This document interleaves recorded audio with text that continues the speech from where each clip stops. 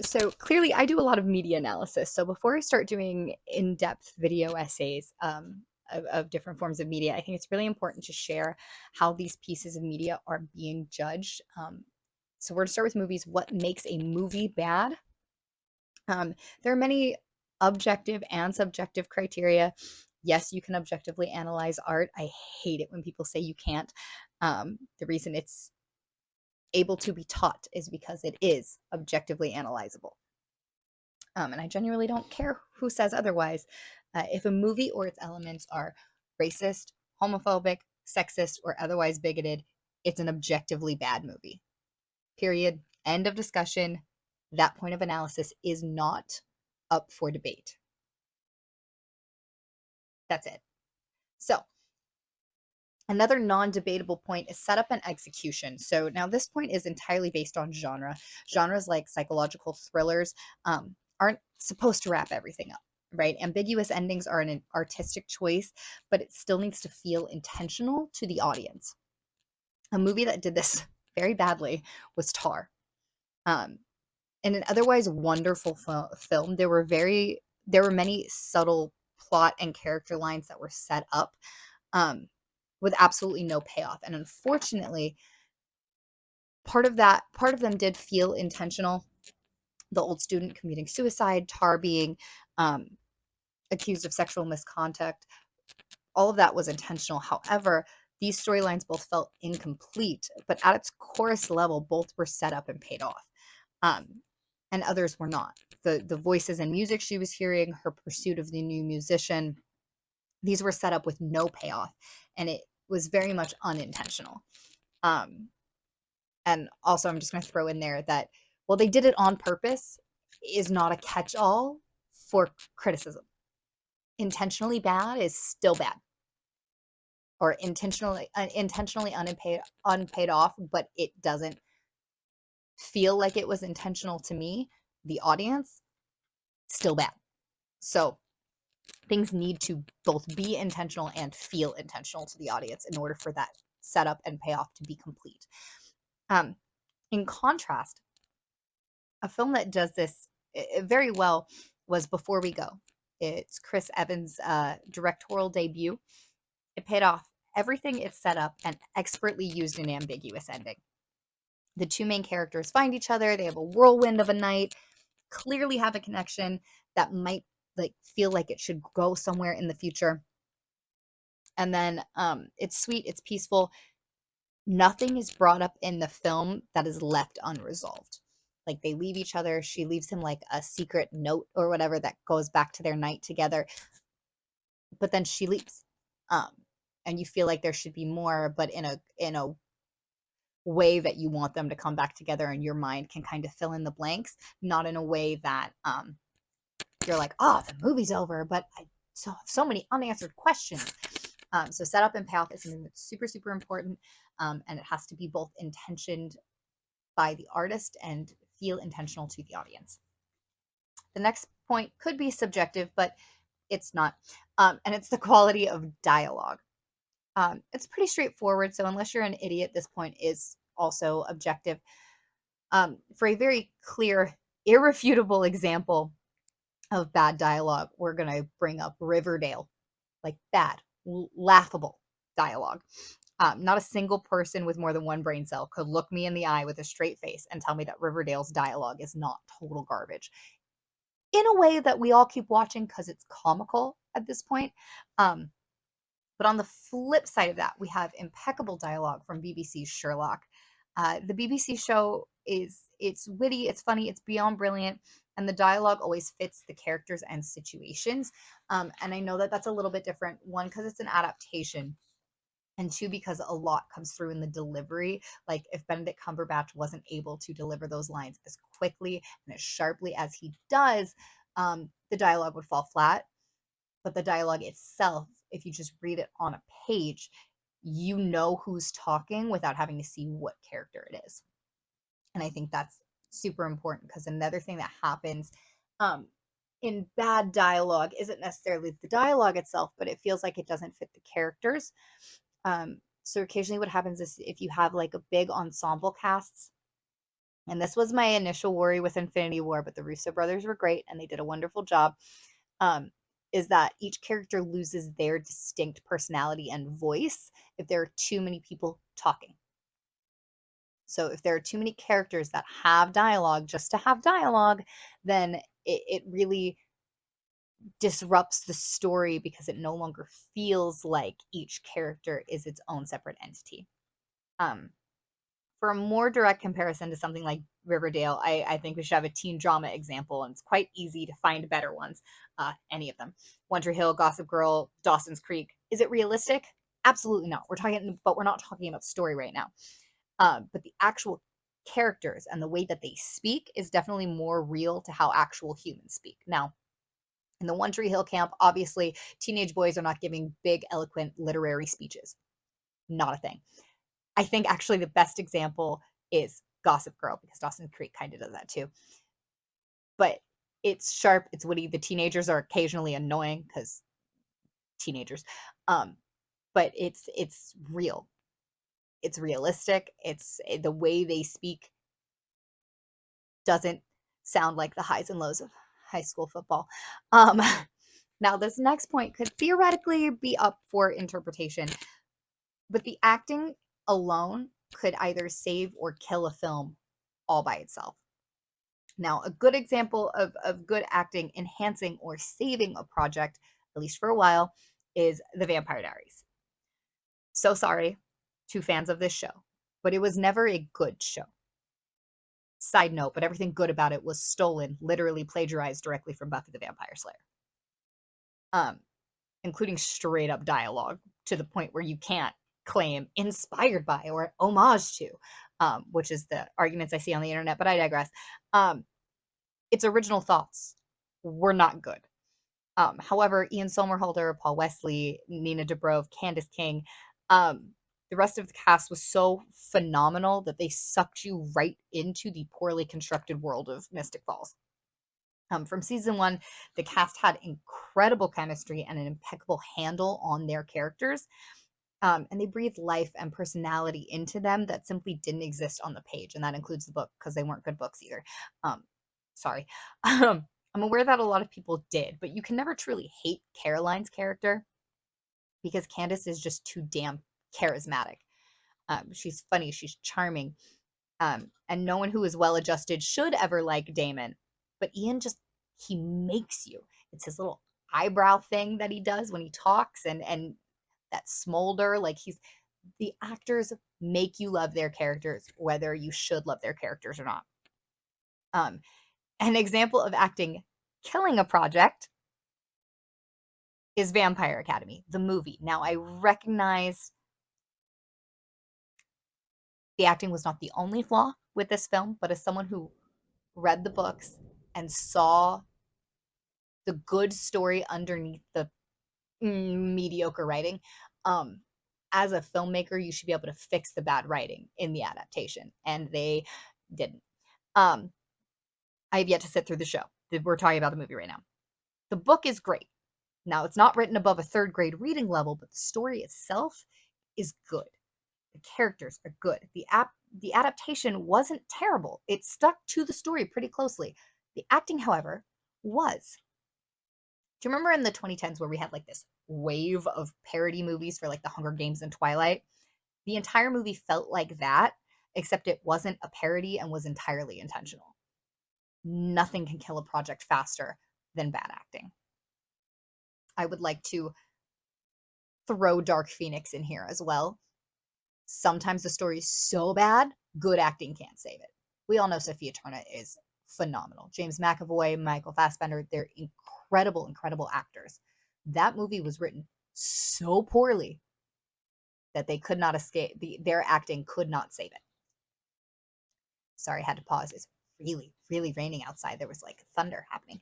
Um, um, nothing kills. This next point is arguably just as important. Nothing kills audiences more than an incoherent or incomplete story. So now we're getting into the actual writing aspect of things. Sometimes this occurs when a series doesn't have an end in mind. yet gets picked up for another season. We've all seen shows that go on too long. I love Supernatural with my whole heart, but my lord, the last half of the show was not good.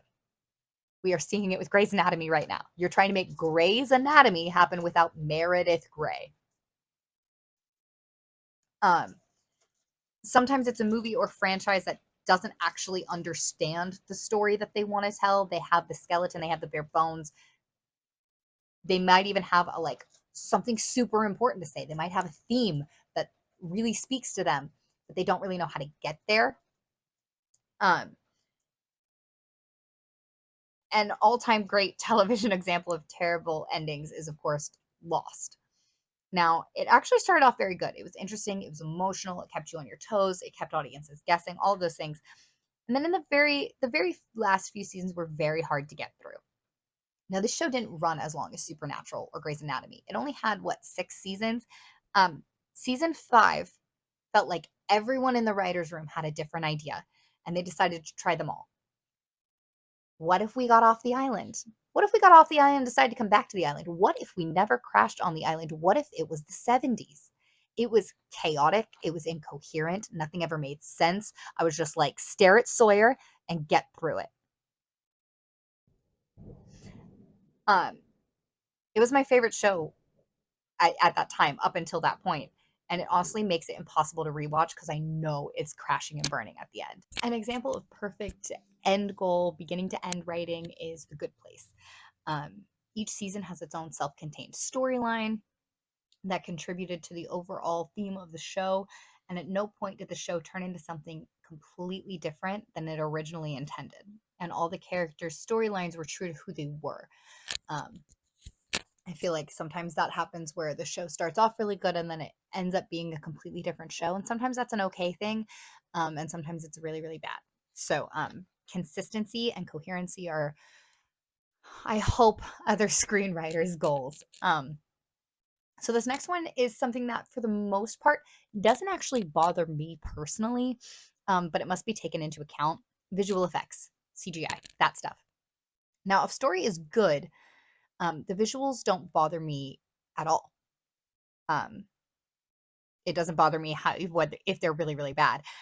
However, if the movie or show is failing in other elements besides the visual effects are really hard to look past.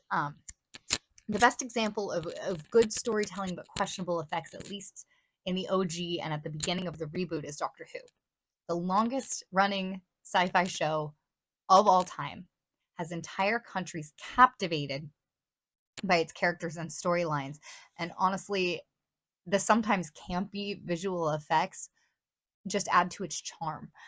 A show I could never get into because of how bad the visual effects were was Xena Warrior Princess. And I know I'm missing out. And if you know my other content, I know that seems like right up my alley.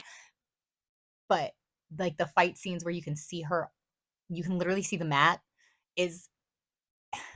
it's a lot because it's right out of the gate. So there was nothing to capture me before that happens.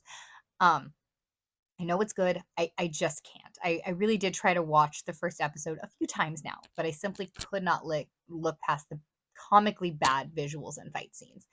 A movie example of poor visual effects, though this was the least of the film's worries, is Black Adam. Yeah, the story struggled as a whole. There was no character development and the pacing was atrocious. But you add in bad visual effects and it becomes borderline unwatchable. A movie that does this really well is Avatar. Beautiful, stunning visuals, terrible storytelling. Unobtainium is the dumbest shit that has ever come out of anybody's brain. But it's a gorgeous movie. So if you watch it on mute, 10 out of 10. Another major killer of movies is a lack of structure. Now, the primest example of this is going to get me hate messages, and I genuinely don't care. Been there, done that. The Snyder Cut. There was no semblance of structure in this movie at all. Structure exists for a reason. Some actors use 3 acts, or some writers use 3 acts, some writers use 5 acts. Doesn't matter. There are distinct ways that writers plan out their story beats so that it makes sense to the audience. so that your pacing is good. Everything else in the writing is contingent upon having a coherent structure. Now, in his 3-hour film, Snyder's Act 1, what would be considered the first act, the setup, the getting the team together, ended at the 2-hour mark. Now, that's blatantly incorrect, no matter who you ask about it. For this reason, and many others, the film was hot garbage. Another good example of this is the Eternals. You can tell that they really didn't know how they wanted to tell the story they wanted to tell, and it really showed through to the audience. You could have fixed the entire thing by simply making it a miniseries. The problem with that film is that it's very all over the place. There was no act 1, act 2, act 3, or 1, 2, 3, 4, 5. It doesn't matter how you count it or how you break it down. It had zero structure.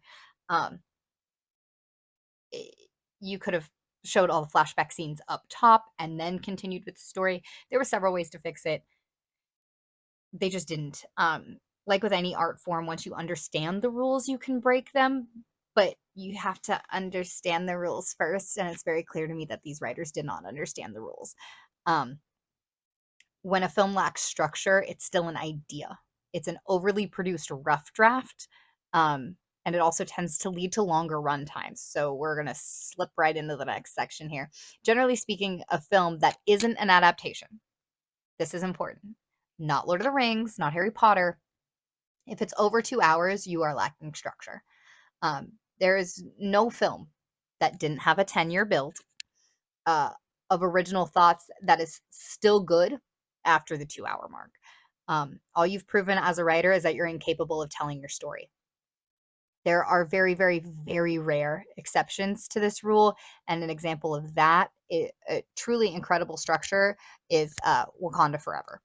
It's a bit on the long side, but I didn't realize that until the movie was over, and I went to the bathroom, and I looked at my clock, and I was like, oh, it is not 1:30 in the morning.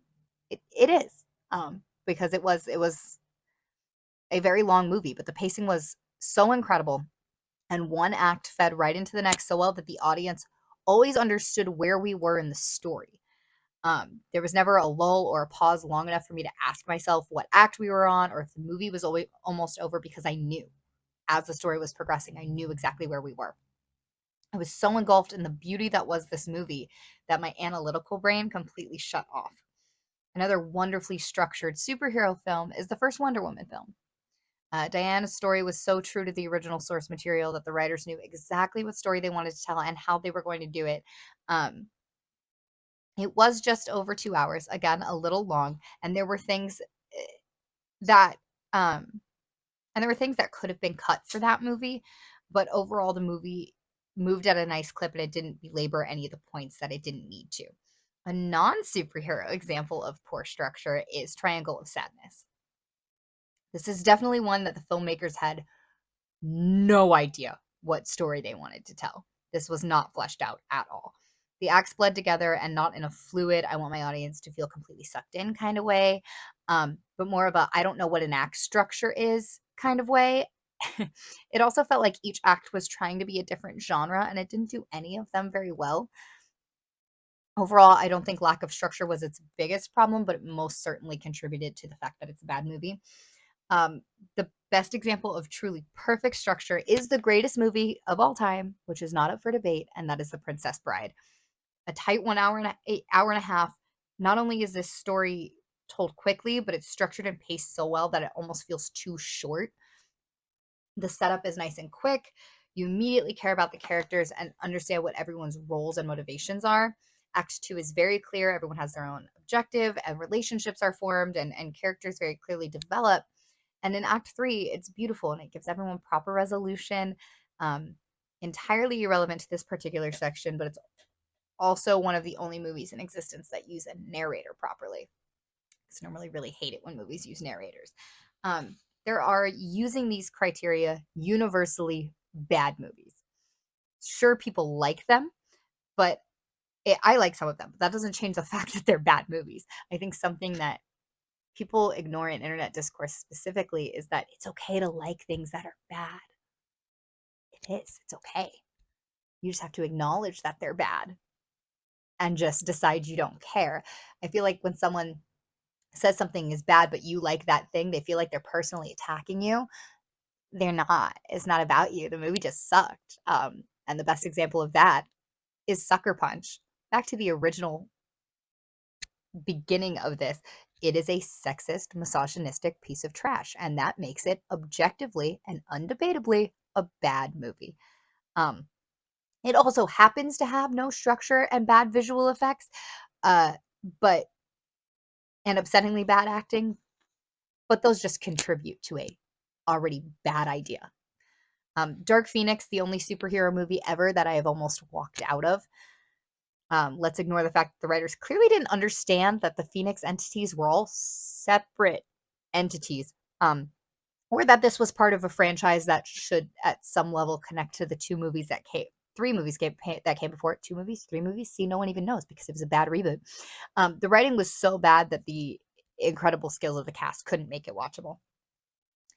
Grease 2, quite possibly the worst movie musical ever, and yet I can't stop watching it. It's terrible, but in like a fun way, and it turns my brain off. As for TV shows, we've got bad ones like Gossip Girl and Grey's Anatomy. Sorry, but neither show is good. You just like the drama, and that's fine. On the flip side, we have near perfect projects by all of these accounts. The Princess Bride, Goonies, The Breakfast Club, all critically recommended as well as audience approved. For TV shows, there's Buffy the Vampire Slayer, and regardless of its creator being a pile of trash, it was a phenomenal show, and one that spawned an incredible amount of pop culture references and characters that we simply would not have today without that project. Um, of course, the one of the greatest TV shows of all time, Avatar: The Last Airbender. Avatar set the bar for family shows that has yet to be matched. The story, the pacing, voice acting, humor, dialogue is also impeccable that it is untouchable. When absorbing media, this is the kind of stuff that goes through my head. This is how I analyze every project I choose to talk about in a film or show.